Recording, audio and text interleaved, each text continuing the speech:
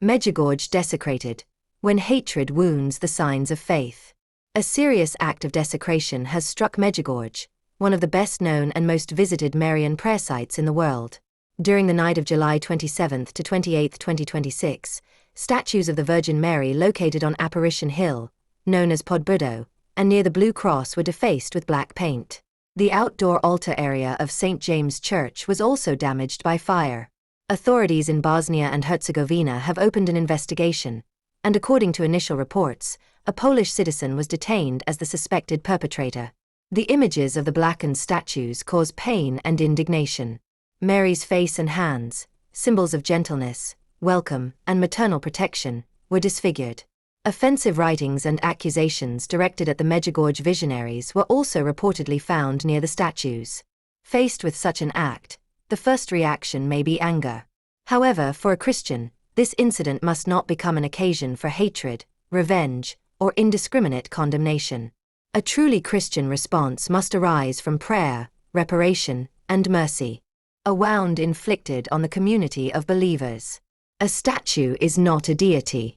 Christians do not worship marble, wood, or stone. Sacred images point beyond matter to a presence, a story, and a spiritual reality. Defacing a statue of the Virgin Mary therefore means deliberately attacking what she represents in the hearts of the faithful.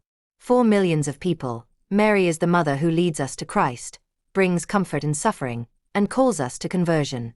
To desecrate her image is to wound the religious sensibilities of those who travel to Medjugorje to pray, go to confession, seek peace, or rediscover hope. The fire set near the outdoor altar carries an even more painful meaning. The altar is the place of the Eucharist, the meeting point between God and his people. It is where the Christian community celebrates the sacrifice of Christ, who died while forgiving even those who persecuted him. Yet it is precisely here that the heart of the Christian message emerges. What is physically burned can be rebuilt, and what is blackened can be cleaned.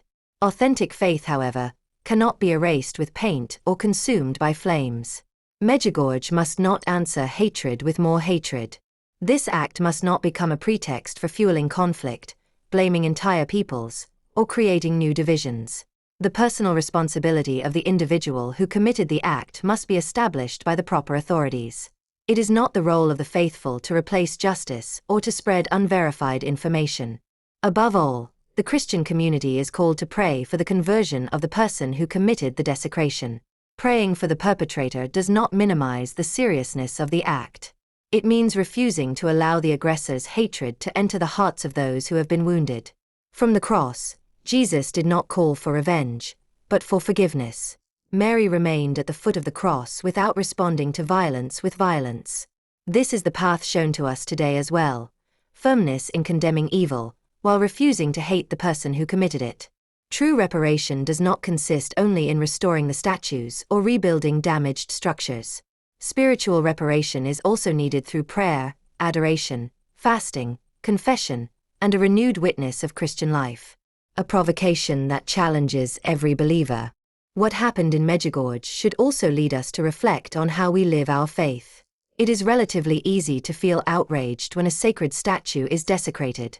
It is more difficult to ask ourselves how often Mary's face is obscured by our indifference, our lack of charity, and the divisions within our families and Christian communities. We can clean a sacred image, but are we willing to purify our hearts? We can rebuild a damaged altar, but are we ready to rebuild broken relationships?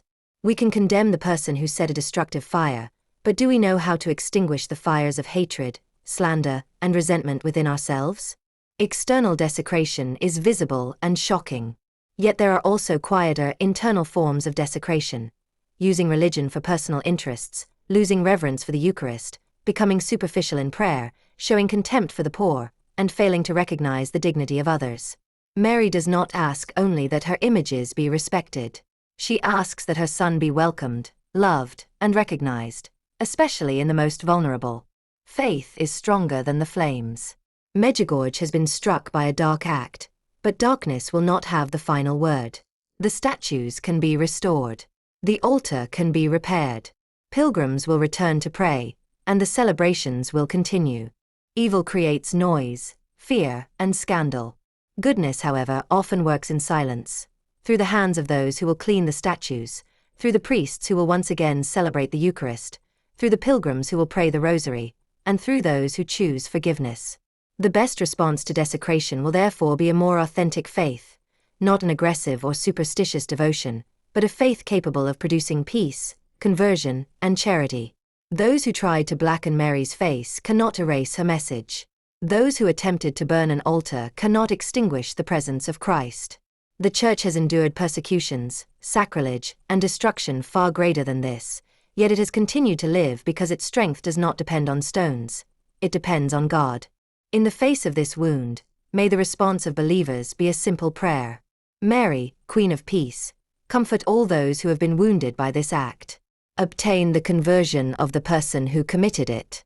Protect places of prayer, and teach us to respond to evil with good, to provocation with faith, and to hatred with love. Amen.